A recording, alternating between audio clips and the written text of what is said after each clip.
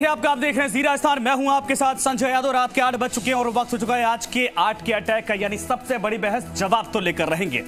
UP TAT परीक्षा का paper leak होने के बाद उत्तर प्रदेश में जो बवाल खड़ा हुआ और सरकार जिस तरीके से एक्शन में आई, वो राजस्थान बीजेपी के नेताओं के लिए नजीर या कहिए कि आदर्श बन गया।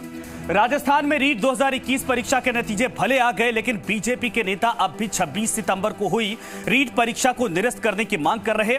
और यूपी से बूस्टर डोज मिलने के बाद बीजेपी नेताओं का जिस तरीके से आज जोश हाई हुआ है, अगर रीट परीक्षा के वक्त वो इतने ही सजग होते या फिर आवाज बुलंद होती तो शायद आज तस्वीर कुछ और होती। लेकिन अब तो यही कहा जा सकता है कि क्या बरखा जब कृषि सुखाने। बीजेपी के प्रवक्ता रामलाल शर्मा कह रहे हैं कि रीट 2021 परीक्षा में गड़बड़ी हुई थी। जिन अभ्यर्थियों के एकेडमिक परीक्षाओं में नंबर अच्छे थे, उन्हें रीट परीक्षा में कम नंबर मिले। यह मुमकिन है और ऐसा हुआ भी होगा, लेकिन वक्त इस मामले पर खामोशी की चादर डाल चुका है। अब इसे कुरेदने से क्या मायने? क्या बीजेपी इस मामले को सियासी चश्मे से देख रही? अगर अभ्यर्थियों के भविष्य की इतनी चिंता होती तो 26 सितंबर परीक्षा होने से लेकर 2 नवंबर को नतीजे आने तक आवाज उठानी चाहिए थी। माफ करिएगा, सड़कों पर संघर्ष करना चाहिए था। लेकिन वक्त निकल जाने के बाद लकीर पीटने से क्या हासिल होने वाला, सिवाय इसके कि समय समय पर थोड़ी थोड़ी सियासी हवा इसको दी जा सके। इसीलिए आज का सवाल यह है। आज के अटैक में एक रिपोर्ट आपको दिखाते, फिर चलेंगे सीधे मेहमानों के पास।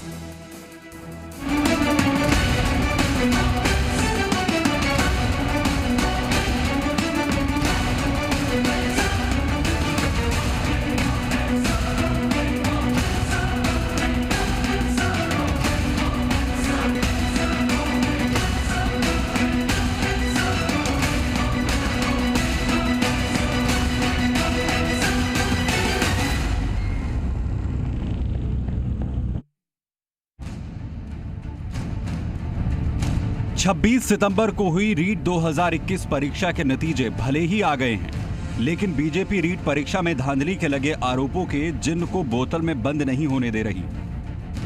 यूपी टेट की परीक्षा में पेपर लीक होने के बाद उत्तर प्रदेश सरकार जिस तरह से एक्शन में दिखी, राजस्थान बीजेपी के नेता वैसा ही एक्शन 2021 की परीक्षा को लेकर देखना चाहते हैं।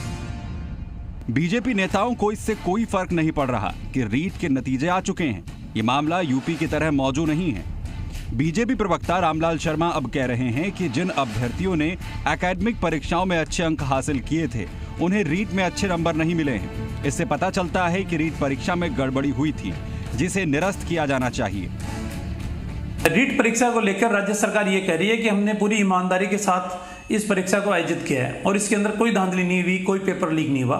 कहीं ना कहीं लोगों के अंदर और युवाओं के अंदर और विद्यार्थियों के अंदर या परीक्षार्थियों के अंदर यह अविश्वास जरूर पैदा हुआ है कि इस परीक्षा के अंदर धांधली हुई है।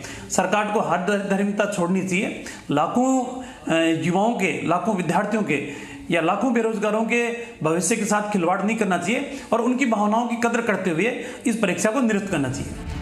बीजेपी प्रवक्ता सरकार पर हठ धर्मिता का आरोप लगा रहे हैं, लेकिन सवाल यह है कि रीट की परीक्षा 26 सितंबर को हुई थी, जिसके नतीजे 2 नवंबर को आ गए। अब सब कुछ सेट हो चुका है।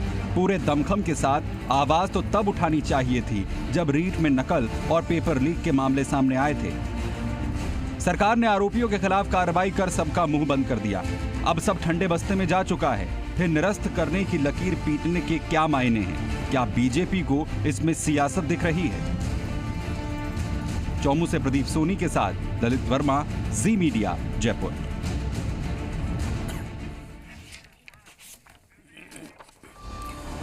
तो